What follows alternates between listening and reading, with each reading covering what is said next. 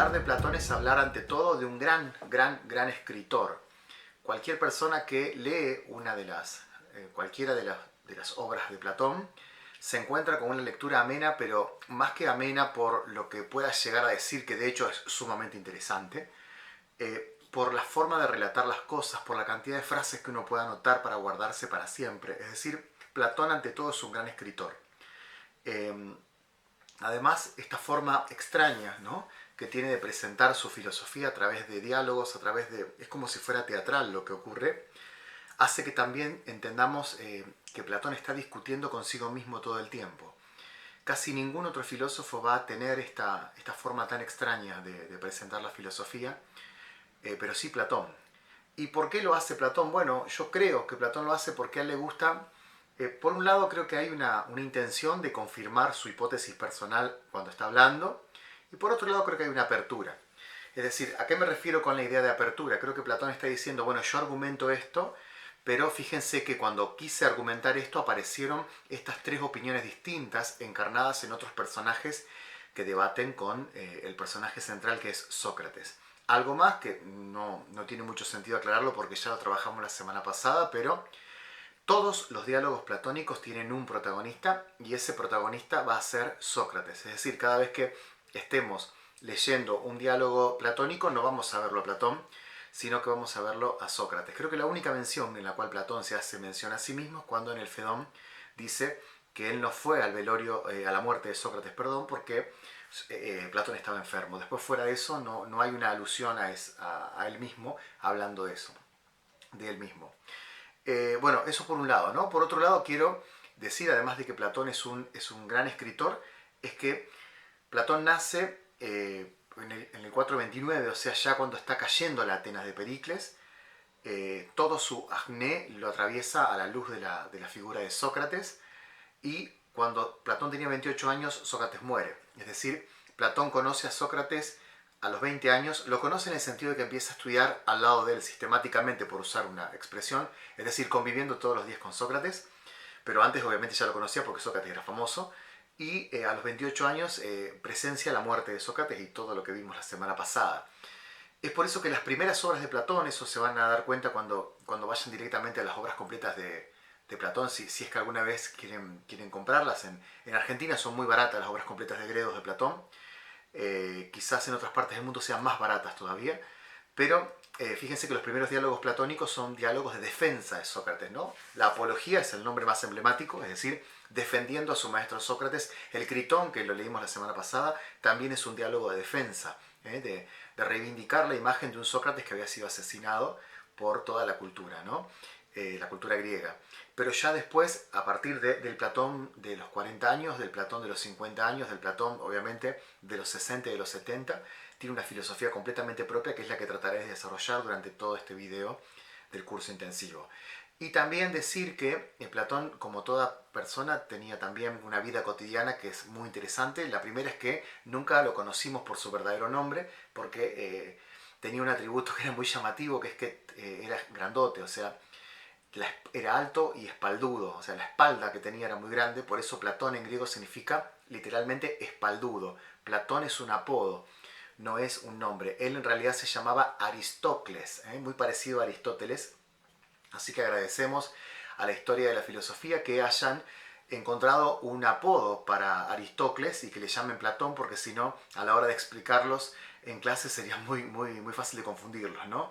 Así que en ese caso, en el gimnasio donde se encontraban los hombres, lo trabajamos en uno de los MIT la semana pasada, en ese lugar donde los hombres se encontraban desnudos y se gustaban entre ellos y además filosofaban como una forma de atraerse. Ahí en el gimnasio, su maestro, su primer maestro de gimnasia, ve que tiene una espalda muy llamativa, entonces le pusieron Platón. Y la otra anécdota sumamente conocida de Platón y que es muy importante es que fue esclavo, o sea, su cuñado lo metió como esclavo, ¿sí? Parece hasta gracioso, pero en su vejez Platón quiere ir a hablar con su cuñado vivía en Siracusa y era un tirano, o sea, era un rey. Fíjense que esto es un dato interesante, Platón siempre estuvo relacionado con la aristocracia, o sea, con la gente de dinero.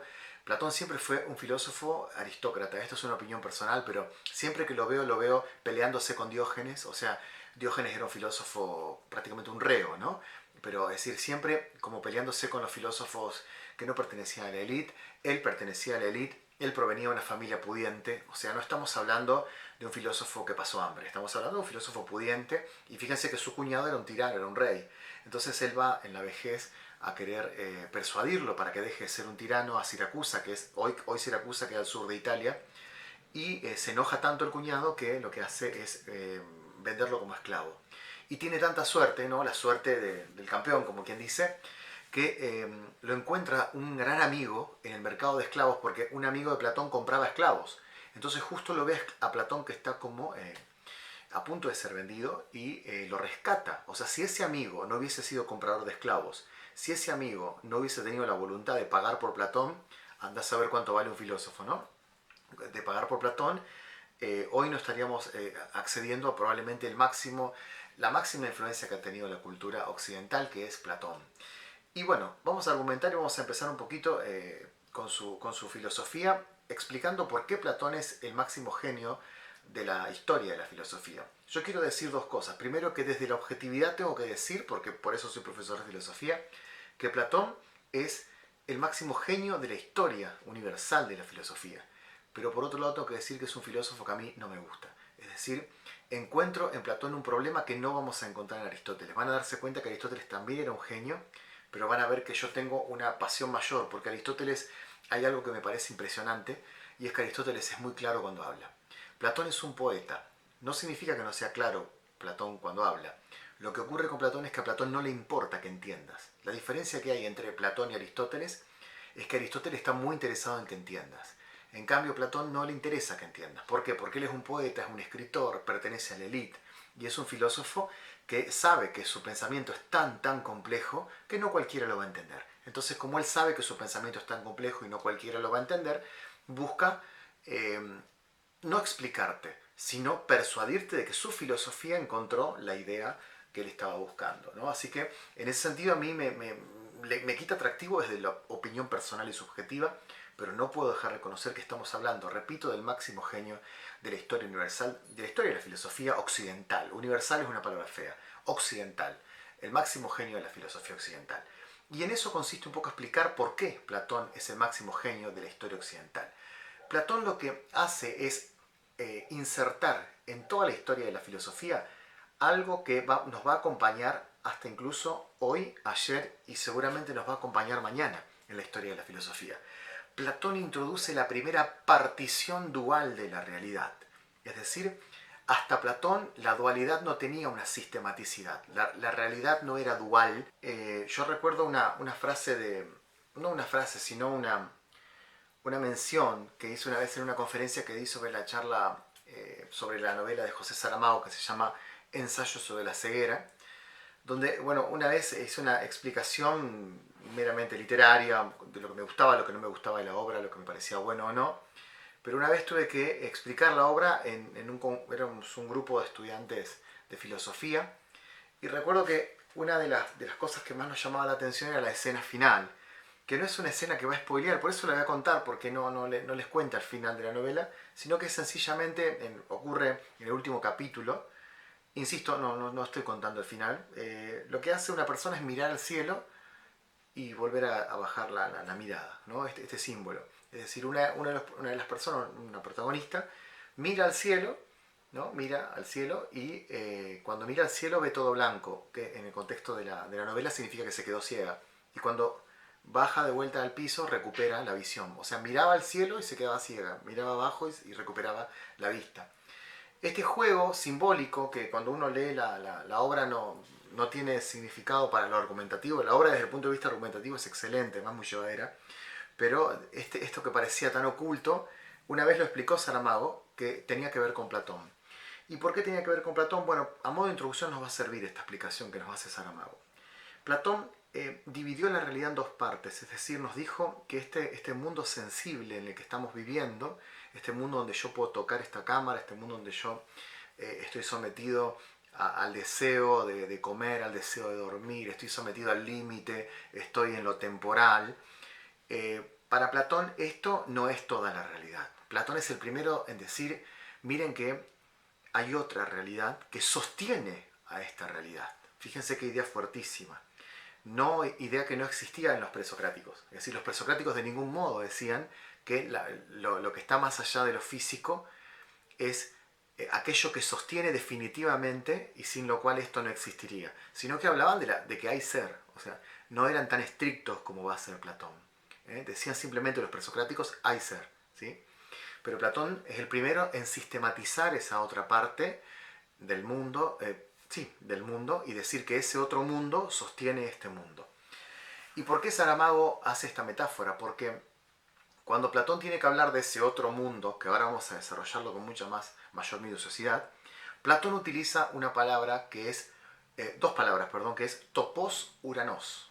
Topos en griego significa tierra y uranos significa celestial. Es decir, para Platón, ese otro mundo que sostiene este mundo es tierra celestial. Pero topos en griego no significa la tierra que ensucia, o sea, pasar las manos por la tierra, sino que significa lo que en inglés significa land, o sea, la tierra como el terruño, el hábitat, ¿no? Donde uno siente una nacionalidad. Es decir, el hábitat celestial vendría a ser el topos uranos o esa otra realidad, ese mundo de las ideas que insisto que voy a desarrollar con mayor minuciosidad. Entonces Saramago decía, Platón nos condena a dividir la realidad para siempre como cultura occidental hace más de 2500 años, que o sea, la razón humana empieza a entender que hay un más allá y un más acá. Entonces dice, cada vez que ese personaje del ensayo sobre la ceguera levantaba la mirada, se quedaba ciega. ¿Por qué? Porque estaba prestando la atención a Platón, dice Saramago, a eso que inventó Platón para Saramago, ¿no? Y cuando volvía a este mundo sensible que desprecia a Platón, ahí recuperaba la vista, ¿no? Porque Saramago lo que estaba diciendo es que no estaba muy conforme con esta división platónica que nos influyó tanto y que, como bien les dije varias veces ya, es la máxima genialidad por la gran influencia que tiene en la cultura antigua. Entonces, insisto que tenemos un Platón que detesta, que odia, que aborrece el devenir de la vida. Lo aborrece. ¿Por qué lo aborrece? Porque fue seguidor, Platón estudió con Cratilo, que Cratilo, y también era amigo de Sócrates, Cratilo, ¿no? O sea, Sócrates estudió con Cratilo y Platón también. Cratilo fue seguidor de Heráclito. Y ustedes recordarán que Heráclito es alguien que a todos sus discípulos o a todo aquel que lo escuchaba, o incluso quien lo podía leer, que Platón, por ser de la alta sociedad, obviamente que habrá accedido a la obra de Heráclito, Heráclito nos consagraba la idea de que el devenir es algo tormentoso, que el tiempo que se va no regresa más.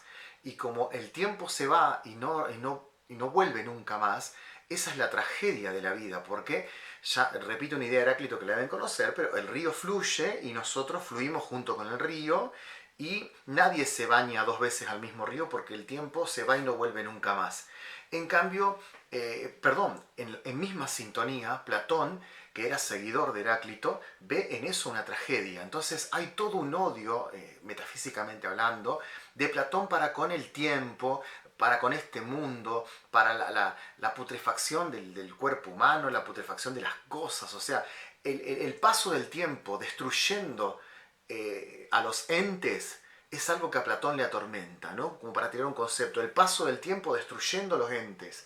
Es decir, después Aristóteles va a hablar con mucha más fuerza, ¿no? De lo que significa generación y corrupción, ¿no? Que los entes se generan y se corrompen, ¿no? Pero Platón no llega tanto, pero le atormenta esta idea de Heráclito de que el tiempo se va. Y pero a la vez también Platón, como insisto, era un gran lector y fue mucho más sistemático que los anteriores, también tenía que dar cuentas de Parménides, que recordarán ustedes que Parménides plantea la idea de que el ser es fijo, inmutable, inmóvil, es eterno, no como Heráclito que decía que el ser es devenir, o sea que el ser se mueve como el fuego metaforizando, ¿no? O sea, se mueve y no podemos frenarlo, no. Parménides va a decir el ser es fijo, entonces Platón tiene que hacer una síntesis entre el Parménides que decía que el ser es uno, inmóvil, y Heráclito que dice que hay devenir y que algo tengo que hacer con este devenir. ¿Cómo soluciona sucintamente, como para arrancar, cómo soluciona esta cuestión Platón? Por un lado dice, este mundo sensible está cerca de lo que dice Heráclito. Es decir, este mundo sensible está sujeto a una corrupción total. Los entes no son fuente de ningún tipo de conocimiento verdadero. Los entes son sencillamente, a lo mucho que nos pueden acercar es a la opinión.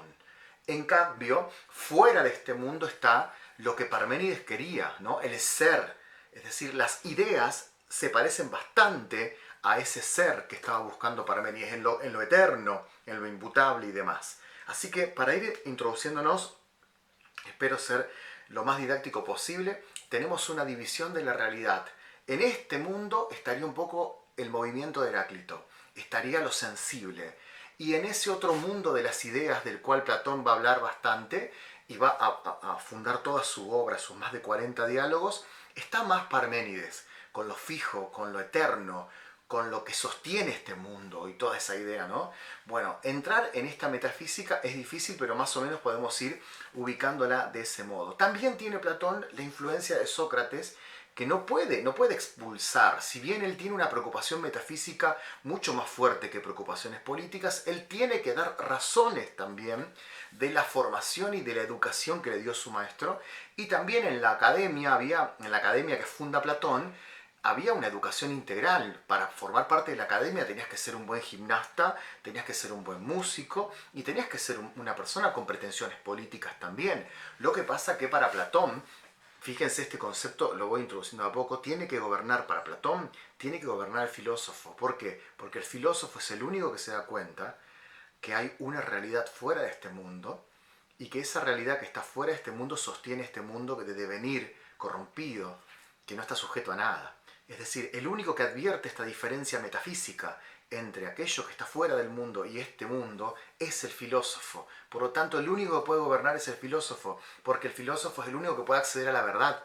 El filósofo es el único que encuentra en esas ideas que están más allá de este mundo, encuentra la verdad. ¿Cómo va a gobernar un político que ni siquiera sepa de la existencia del mundo de las ideas? En ese caso, Platón es sumamente consecuente y tiene que rendir cuenta de Sócrates, o de la influencia de Sócrates. Tiene la influencia de Heráclito en el devenir del mundo, la influencia de Parménides en el ser que está más allá, en el mundo de las ideas que es eterno, pero también tiene la influencia de su maestro Sócrates y necesita dar cuenta también de Sócrates con esa preocupación política. Por eso escribe La República, porque cuando él escribe La República lo que busca es explicar esta idea. Tiene que gobernar el filósofo, o sea, preocupación política como Sócrates le pidió, tiene que gobernar el filósofo, pero porque es el único que sabe metafísica. Bueno, pero ¿qué es la metafísica de Platón? Porque si no es como que estoy hablando de muchos conceptos y no defino una vez y para siempre qué es la metafísica de Platón.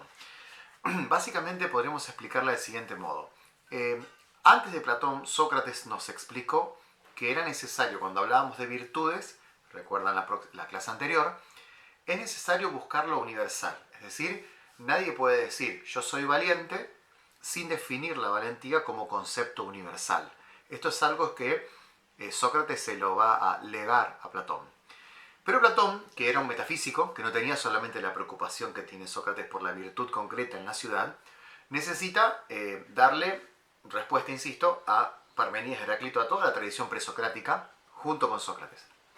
Entonces él dice, voy a tomar estos conceptos universales socráticos, pero les voy a dar un carácter mucho más importante, mucho más fuerte.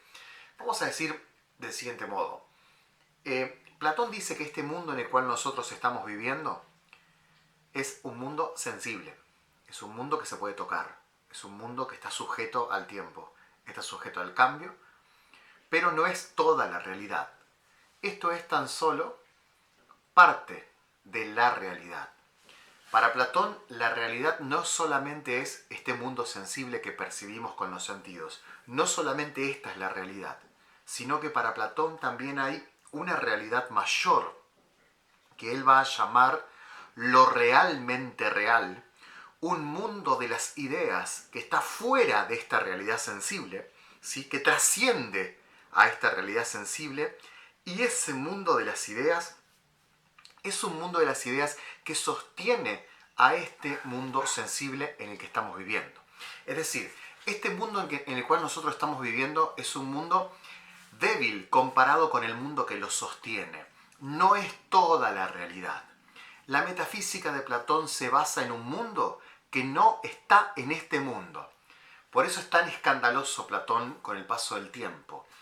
Por eso el filósofo del siglo XX, Alfred Whitehead, va a decir que la historia de la filosofía occidental, atención, no dice filosofía que incluiría también la filosofía oriental, o sea, la historia de la filosofía occidental, dice Whitehead, es una nota al pie de página, o sea, es una llamadita al pie en lo que escribió Platón, ¿no? Tenemos un libro escrito por Platón y todos los demás filósofos, de Aristóteles en adelante, van a comentar solamente la estructura que nos legó Platón. Fíjense si no es extremadamente importante Platón, porque al dividir la realidad, todos los demás filósofos van a decir, bueno, me voy a quedar con esta parte de Platón, me voy a quedar con la otra parte de Platón, voy a tratar de darle justificativo a las dos partes de Platón, voy a eliminar una parte de Platón y voy a hacerle frente a la otra. Es decir, todos los filósofos están dentro de esa camisa de fuerza que Platón nos puso.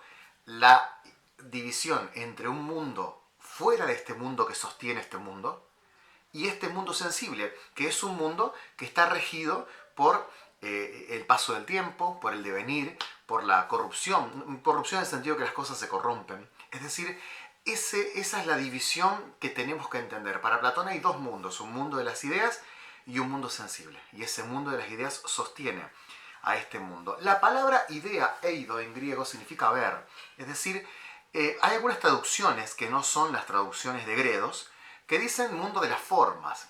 Si vamos al caso, da lo mismo la traducción. Pero, como siempre hago la salvedad académica, la academia lo llama las ideas. La mejor traducción que encuentra la academia es ideas. ¿Cuál es el problema de llamarlo mundo de las ideas? Que puede haber una confusión. Es decir, podemos terminar llamándole ideas y creyendo que esas ideas son ideas que están en la mente. Atención, no son ideas que están en la mente. Es decir, esas ideas del mundo de las ideas que está más allá de este mundo sensible en el que vivimos, son entidades ontológicas que son reales, o sea, son entidades que subsisten por sí mismas. No son conceptos mentales, no son ideas de la cabeza. Yo quiero establecer bien esta diferencia. Porque muchas veces se dice, no, porque las ideas de Platón, o cuando se habla del amor platónico, ¿no? Se dice, no, porque mi amor platónico es el cantante tanto, mi amor platónico es la conductora tal y tal. Cuando alguien dice eso está malinterpretando a Platón.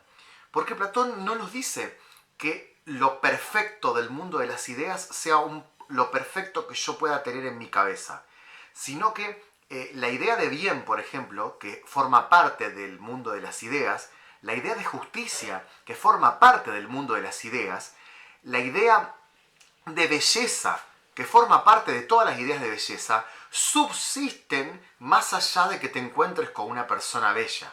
Subsisten más allá de que te encuentres con una persona justa. Cuando vos decís, alguien es mi amor platónico, estás malinterpretando a Platón, porque estás creyendo que la construcción idealista que hiciste en tu cabeza es la construcción de esa persona. Pero no, Platón no está diciendo eso. Platón no está hablando de una construcción desde la cabeza humana, sino de una entidad metafísica que subsiste sola.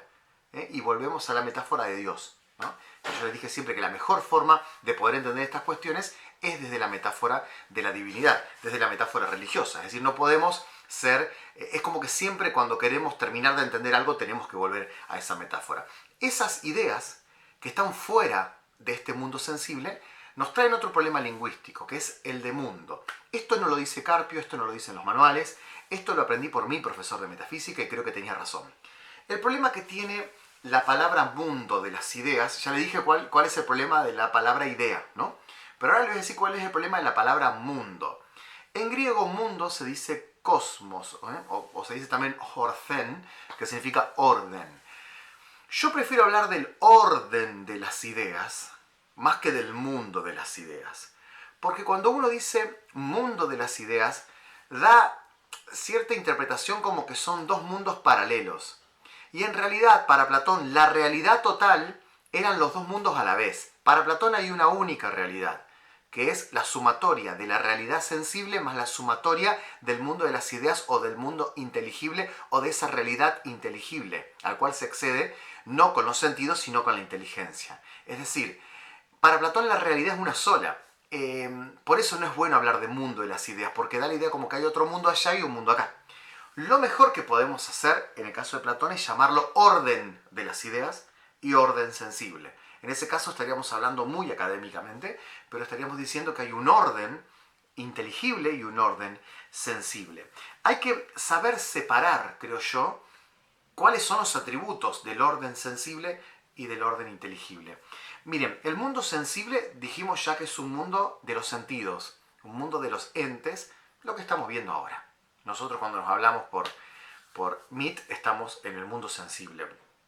También es un mundo de entes, que en griego ente se dice on. Es decir, el mundo sensible para Platón es on, que en griego significa entes, o ente en este caso. Pero también este mundo sensible está sujeto a opinión. Es muy interesante este concepto platónico. Opinión en griego se dice doxa. ¿Por qué este mundo es solamente un mundo opinable? Porque para Platón la opinión es mitad verdad, mitad mentira. En parte verdad y en parte mentira. Si yo opino, por ejemplo, que el invierno es lo más lindo que puede tener las estaciones, o sea, yo digo, para mí no hay estación más hermosa que la del invierno, esa opinión mía no es más que en parte verdad y en parte mentira. ¿Por qué? Es en parte verdad porque debe haber cosas muy bellas en sí mismas en el invierno. Y yo al opinar que es lindo estoy diciendo media verdad. Pero también es medio mentira, porque si saliera sin abrigo afuera, en este momento que hace mucho frío en mi ciudad en Santa Fe, yo saliera y en este momento estoy en el frío, la sensación que voy a tener es horripilante. Entonces, la opinión acerca del invierno como lindo es en parte verdad, pero esa opinión también es en parte mentira, porque si salgo en este momento desnudo me voy a morir de frío, o si salgo con esta remera me voy a morir de frío. ¿A qué va entonces Platón con esta idea de doxa? Todo lo que habitemos este planeta Tierra, todo lo que vivamos en este mundo sensible, es tan solo opinable. O sea, a veces es verdad y a veces es mentira. Lo sensible para Platón es y no es. Por eso la opinión es y no es. Porque lo sensible es y no es. Carpio pone el ejemplo del leño, que es un ejemplo puesto por Platón y que me parece muy bueno. Fíjense esta idea. El leño es en parte leña, potencial fuego y demás, pero también es árbol. Cuando alguien afirma este leño es árbol, está diciendo una verdad y en parte sí. Y también cuando dice esto es tan solo leña que sirve para hacer fuego, también está diciendo una verdad. Así se maneja la opinión, porque el mundo sensible es y no es. Distinto al mundo de las ideas, que es en su totalidad. La idea de belleza es plena en sí misma y es en su totalidad. Es una entidad metafísica que está fuera de este mundo sensible y que forma parte del mundo inteligible. Y ese mundo inteligible tiene la idea de belleza total y no es, como en este mundo sensible, algo parcial. Ya que si de repente nos encontramos una persona bella, ¿qué ocurre? Y caemos en el mundo de la opinión. Y decimos, la actriz fulanita de tal es bella, pero para otra persona no es bella. Entonces yo me acuerdo que cuando estudiábamos metafísica alguien siempre decía, el problema que tiene la belleza es que lo que para mí es bello, para vos no es bello. Platón nos respondió hace 2400 años. Obviamente que para algunas personas lo que es bello y para otros no es bello. Pero Platón dice porque están en el mundo de la opinión, están en el mundo de la doxa. Hay una idea de belleza en sí misma, fuera de este mundo, del cual todos participamos alguna vez. Por eso todos alguna vez fuimos bellos para esa persona o para otra persona. Pero, ¿por qué somos bellos alguna vez y otras veces no? Porque participamos a veces de la idea total de belleza y otras veces no participamos de la idea total de belleza. ¿Por qué? Porque vivimos en el mundo de la opinión. Vivimos en un mundo que es mitad verdad y mitad mentira. Y a ese otro mundo, fíjense que acá ya viene lo que les digo desde la primera clase. En la filosofía griega que pretende ser racional, no hay forma de abandonar el mito. Los filósofos griegos siguen siendo filósofos mitológicos. Platón dice que el alma humana antes de que llegue de llegar a este mundo ya estuvo viviendo en el mundo de las ideas. Eso no tiene la más mínima comprobación racional. Eso no tiene forma empírica de comprobarse. Pero él, como está atravesado por el mito todavía, porque no puede escaparse del mito tan fácil, dice que claro, nosotros los seres humanos ya contemplamos la idea de belleza antes de venir al mundo. Y cuando venimos al mundo entendemos qué es lo bello y qué es lo no bello por recordar qué era lo bello en esa otra vida anterior mucho más perfecta. Y, ya que estamos, hacemos la división antropológica que hace Platón del ser humano, que es una división que sigue presente hasta el día de hoy. En alguno de los mitos lo habíamos charlado esto. Incluso gente que no tiene ningún tipo de interés por la filosofía, piensa el cuerpo humano con categorías platónicas, porque dice que somos cuerpo y alma. Dice, me rompiste el alma con lo que me dijiste. O, la verdad que me dolió el alma con lo que me dijiste. Quien está diciendo eso está usando estructuras antropológicas, o sea, está pensando al ser humano filosóficamente desde conocimientos platónicos.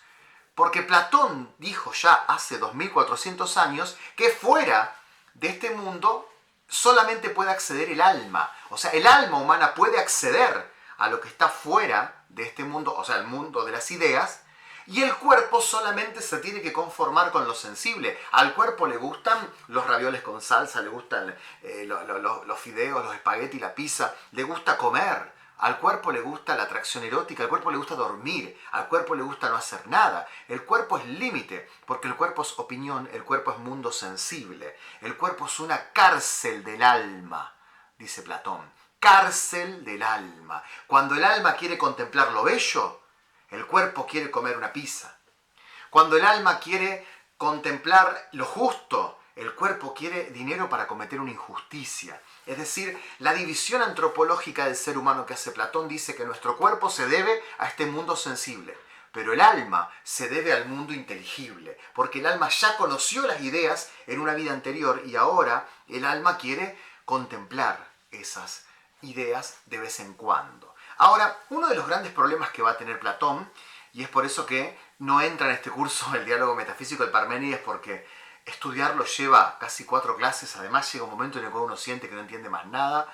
Les digo por experiencia propia, yo tuve que estudiarlo en el profesorado y llegó un momento en el cual eran 4 horas reloj, me acuerdo de esas clases míticas allá en el año 2004 en el Fray Castañeda, y recuerdo que cuando ya avanzábamos, era un turno de más o menos de 6 de la tarde a 10 de la noche, cuando eran las 9 de la noche ya no había forma de comprender el Parménides, esa discusión en la cual está Sócrates contra Parménides, donde Parménides le pone todos los problemas en la mesa a Platón.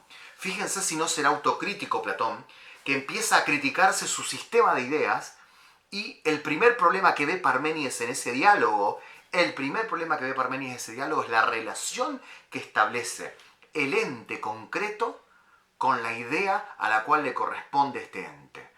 Digámoslo lo más tranquilo posible para no caer en aquello que caí yo en 2004. Es decir, ¿esta lapicera es bella? Quizás me diga sí, es bella.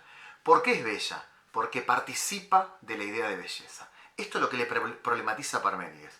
¿Cuál es la relación que hay entre el ente y las ideas? Y Platón, esperen que acomodo acá, ahí está. Y Platón va a decir que la relación que hay entre las ideas y... ahí está. Y Platón va a decir, la relación que hay entre la idea de belleza y esto es a través de la participación. Una palabra es participación, que en griego se dice méthesis. Y la otra palabra es imitación, que en griego se dice mímesis. De ahí viene el oficio del mimo. El mimo es el que imita, ¿no? Hacer mímica es imitar. La mímesis es imitar. Entonces, ¿por qué esta lapicera está siendo bella? Porque esta lapicera imita a la idea de belleza y participa de la idea de belleza. Imita y participa. Dos cosas distintas. ¿Qué significa que la lapicera imita la idea de belleza? Que nunca va a ser bella si no tiene la lapicera la pretensión de querer copiar, de imitar esa idea de belleza, para que el sujeto que la esté contemplando recuerde aquella idea de belleza y encuentre en este ente la belleza. Nunca será bella la lapicera si no imita a la idea metafísica de belleza, si no sería tan solo una lapicera. ¿Por qué el sujeto cuando escucha una canción hermosa dice esta canción es una canción bella? Porque el arte que está ahí sonando en esa música está imitando en su devenir de notas, está imitando a la idea de belleza, a la idea platónica del mundo de las ideas de belleza. ¿Y por qué está también participando de la idea de belleza? Porque para existir necesita participar, o sea, formar parte de la belleza. La participación es la necesidad ontológica, o sea, la necesidad que tiene cada uno de los objetos para existir. Esta lapicera tiene la necesidad ontológica de participar de la idea de belleza, porque si no, no existiría, dice Platón. Pero también esta lapicera tiene una necesidad nociológica y epistemológica de pertenecer al mundo de las ideas. Porque si no, ¿cómo voy a conocer que esto es bello? ¿Cómo voy a conocer que esto es bello si no imita y si no participa de la idea perfecta de belleza que está fuera de este mundo? Es muy complicado, Platón, pero es la base misma de la metafísica occidental. Porque se habrán dado cuenta ustedes que todo este juego que yo estoy haciendo, de la lapicera que participa, de la lapicera que imita, de una lapicera que es ente, pero que en realidad no termina nunca de ser ente hasta que no le copia a la idea de belleza, es una estructura que le va a venir al dedillo al cristianismo, que va a decir que el cielo, el topos uranos, es el mundo de las ideas, y esta realidad en la cual nosotros vivimos no es más que puro devenir, y no es más que esta tierra que está deseosa de ese otro mundo, que es el mundo de las ideas. Que nuestra nacionalidad no es la nacionalidad de este mundo, sino que nuestra nacionalidad es de ese mundo de las ideas. Queremos regresar a ese cielo. Por eso el cristianismo va a usar a Platón como estructura racional perfecta, ¿no? Sería bueno insistir con lo que significa la dependencia ontológica y lo que significa la dependencia nociológica, porque quizás no queda todo claro, ¿no? Es decir, cada uno de los entes, para Platón, tiene una dependencia ontológica de las ideas. Ontológica significa que para ser un ente necesita participar e imitar de las ideas. Hay una dependencia de este mundo lleno de entes, de ese otro mundo. Esa dependencia es una dependencia para ser. Pero también hay una dependencia nociológica, porque el intento de Platón no solamente es describir la realidad que se divide en un mundo inteligible y un mundo sensible, o sea, la totalidad de lo real es lo sensible más lo inteligible. No solamente quiere describir ontológicamente los entes de este mundo, sino que también quiere hablar Platón de lo que significa llegar a conocer por parte de la razón humana este mundo y aquel mundo, es decir, la realidad total. Y ahí viene la invitación platónica a decir que también los entes tienen una dependencia nociológica. La nociología es la parte de la filosofía que se ocupa del conocimiento. Entonces, ¿es capaz el ser humano de conocer este mundo de las ideas? ¿O solamente se detiene en lo sensible? Y acá viene una división que Carpio la hace en un cuadro, que si quieren después en el Meet pueden hacerme preguntas como para la cantidad de dudas que pueden surgir, porque la metafísica platónica es bastante complicada en ese sentido. Y recordarán ustedes que en ese cuadro hay 4 dimensiones, ¿no? Es decir, es como que la realidad está dividida, como ya les dije, en un mundo de las ideas, la primera mitad, la primera franja hacia arriba, y un mundo sensible, segunda franja hacia abajo. Ese mundo de las ideas tiene 2 dimensiones, y este mundo sensible tiene 2 dimensiones también. Y esas dimensiones son dimensiones nociológicas, o sea, hasta qué punto podemos conocer algo del mundo sensible y hasta qué punto podemos conocer algo del mundo inteligible. Las 2 dimensiones del mundo sensible, de lo concreto, de lo que tenemos acá, de lo que percibimos, se dividen por un lado en la eikasía y por otro lado en la pistis. La pistis es lo que se llama la creencia y lo que después, unos 400 o 500 años después, a esa palabra pistis la va a usar el cristianismo para referirse a la fe, o sea, a la creencia en Dios, ¿no? Digo como una nota de color, pero pistis para Platón es la creencia. Yo creo que hay una cámara, ¿sí? Mi relación con los entes, dice Platón, en este mundo, no me fui al mundo de las ideas todavía, es una relación de pistis, de creencia que ahí hay algo.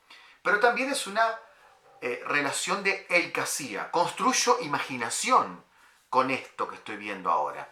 Puedo imaginarme que este enchufe que tengo acá, puedo imaginarme que vuele. Es decir, imagino este enchufe más 2 alas y le imagino que vuela este enchufe. ¿Por qué? Porque tengo, además de tener pistis, también tengo eikasía, que es la capacidad de unir entes que no se unen en lo real, pero que pueden proyectar algún tipo de imaginación posible. Y dentro del plano de la eikasía nace obviamente la ficción. Cuando uno escribe una historia, lo que está haciendo en esa historia es unir muchos entes que estaban separados, pero que se unen en mi imaginación. Si yo cuento un cuento sobre un caballo que viene corriendo y se lleva por delante un árbol, lo que hago es unir 2 entes dentro de mi imaginación, dentro de la eikasía. Todo eso que le dije, o sea, eikasía y pistis, forman parte tan solo del mundo sensible. Ni siquiera me metí todavía con el mundo inteligible para hablar un poco de cómo conoce el ser humano, ¿no? Cómo llega, cuál es la dependencia nociológica que tenemos de ese mundo de las ideas. Esas 2 dimensiones, Platón las va a llamar la dianoiai y la noesis. Dianoiai y noesis. La dianoiai es la capacidad humana que tenemos de cuantificar el universo de un modo matemático. Dicho en otros términos, yo digo acá hay una cámara, matemático. Digo aquí tengo 2 enchufes, matemática.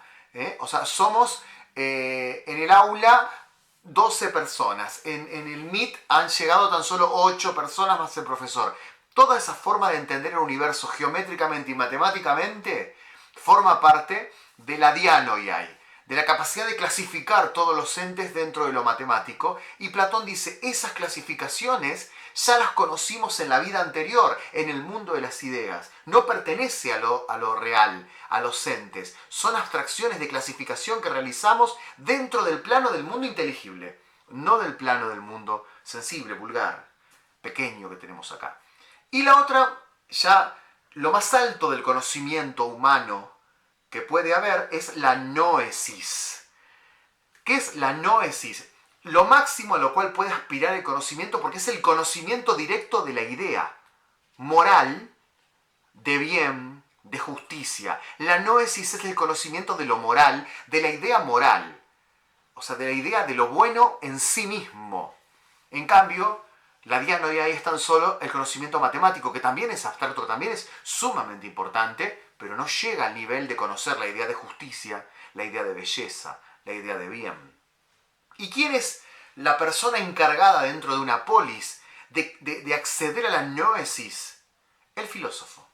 El filósofo es aquel que se encarga de llegar hasta la noesis, porque es capaz de contemplar la idea de bien y percibir en un acto bueno cuál es la idea de bien. Por eso tiene que gobernar el filósofo, porque el político que no es filósofo se detiene en la pistis, se detiene en la eikasía, o sea, en la confianza, en la fantasía, en unir árboles con caballos, en unir relatos. Se queda en el plano de la opinión, de la doxa, de la mentira, de lo que a veces es verdad y lo que a veces es mentira. El filósofo tiene que gobernar, porque el filósofo es capaz de contemplar la idea de bien, la idea de verdad, la idea de belleza. Solamente él lo puede hacer, porque su actividad consiste en esa actividad contemplativa. En cambio, el resto de las personas se confunden dentro de este mundo que va y viene, de este mundo de opinión, de este mundo sensible de doxa, que no tiene demasiado de filosófico, sino que tenemos que evadirnos de este mundo. Fíjense qué idea interesante esta de Platón. Para filosofar auténticamente tenemos que evadirnos de este mundo. Y para ingresar ya en este tema, no podemos, o sea, no puedo negarme a explicar qué significa la alegoría de la caverna. Porque Platón necesita en la República explicar esto. E incluso, recuerdan ustedes que yo les di en los apuntes el capítulo concreto donde se habla del mito de la caverna. El mito de la caverna es probablemente una de las cosas más populares que tenga la filosofía, pero tiene, al ser un mito, al ser una alegoría, tiene múltiples aplicaciones. Yo querría buscar la aplicación metafísica, porque este no deja de ser un curso intensivo de metafísica, y después buscar otras interpretaciones posibles. ¿En qué consiste la alegoría de la caverna? Consiste en hombres encadenados desde el nacimiento, están con ananqué, con cadenas, dice el relato, dentro de una caverna, y están en sombras. Fíjense qué interesante. Y solamente pueden ver en la pared la proyección de sombras. Son personas que viven en la oscuridad, personas que viven, o sea, que no pueden acceder a la luminosidad de observar las ideas que están fuera de la caverna.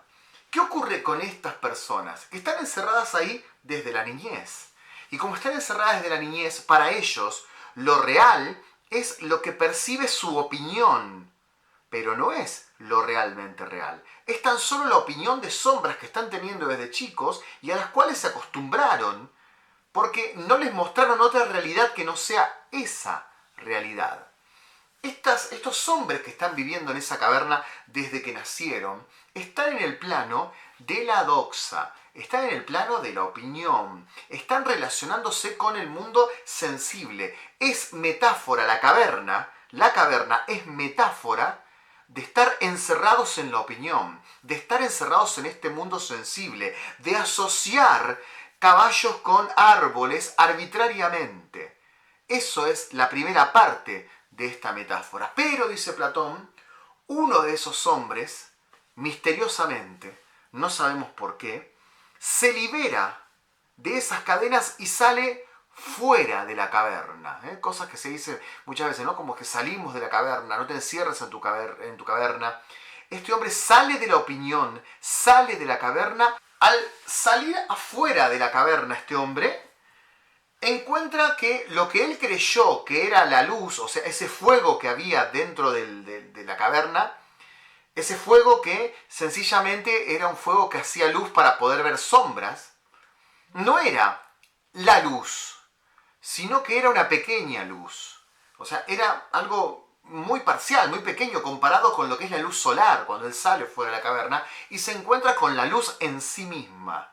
Fíjense, adentro había una participación, había una luz que era tan solo pequeña, pero afuera está la luz en sí misma. Sale de la caverna y se encuentra con la luz. Y se encuentra con que, por ejemplo, el animal que él veía dentro de la caverna como sombra, era muy superior fuera de la caverna de lo que era dentro de la caverna. Porque adentro de la caverna no era más que una sombra, pero afuera vio una auténtica vaca, afuera vio un auténtico ternero, afuera vio una oveja de verdad, no una sombra de oveja, una sombra de vaca.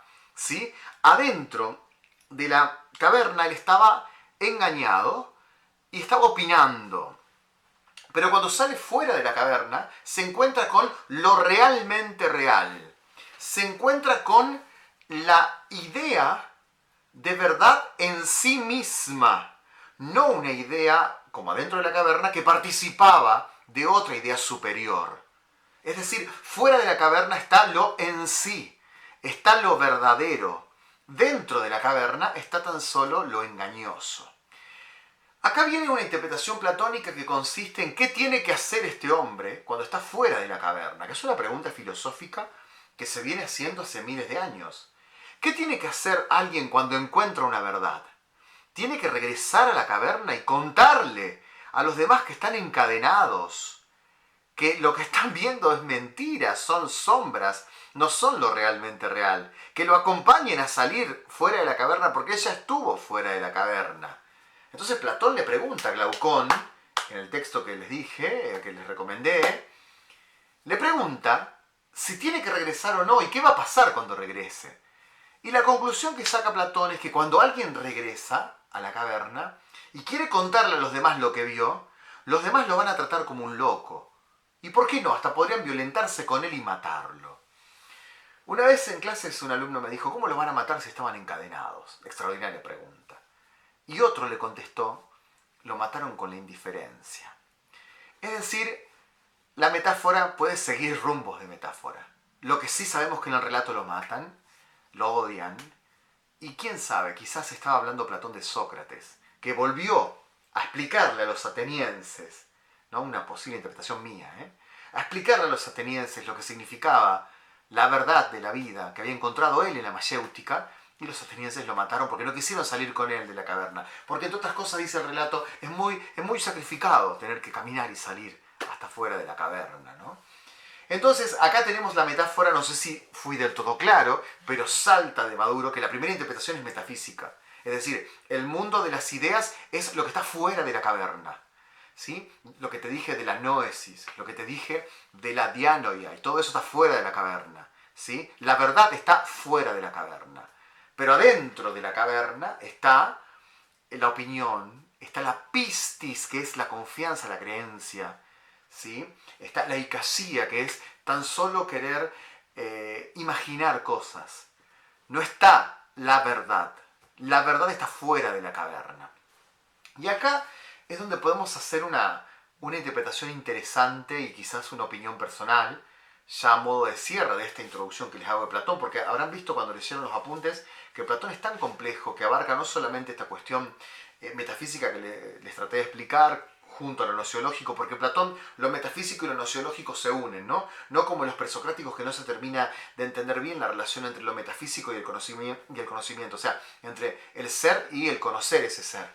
Es como que en Platón queda bastante bien relacionado y es un filósofo, insisto, sistémico, ¿no? Que une todo y que le errás a una parte y ya te salís de su interpretación.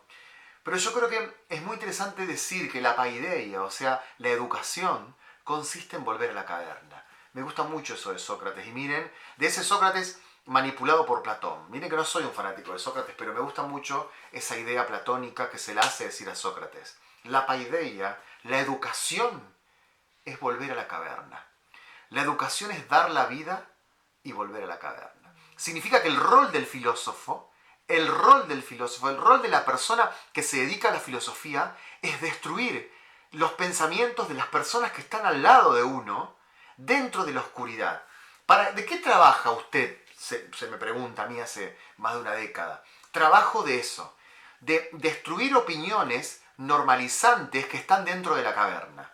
¿Para qué alguien hace un curso de filosofía? Para tratar de destruir sus propias opiniones que están encadenadas dentro de la caverna.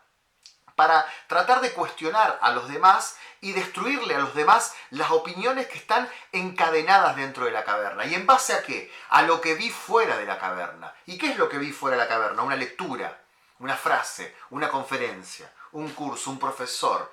Participé de una clase en la universidad una vez y me cambió la vida. Esta cosa de me quedé pensando toda la noche en una idea que se dijo. Eso es salir de la caverna. ¿En qué consiste el rol del profesor de filosofía? En regresar a la caverna y destruir los conceptos que están encadenando en sombras a la gente.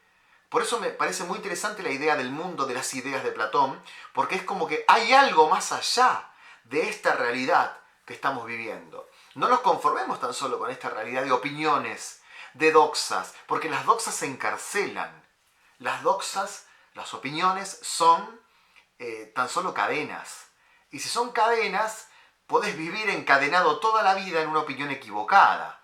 Entonces es preferible escuchar a los Sócrates que han salido fuera de la caverna. ¿Y quiénes son esos Sócrates? El filósofo. Aquel que ha podido contemplar la idea de bien, y como ha podido contemplar la idea de bien, ha podido contemplar la idea de belleza, ha podido contemplar la idea de justicia, tiene algo para decir. Pero para decir tiene que hacer paideia, educación, regresar a la caverna y hablar con los demás que están encadenados. Y tiene que arriesgarse a que los demás que están encadenados lo maten. Y lo pueden matar, como decía mi alumno, con la indiferencia. Lo pueden matar tratándolo de loco.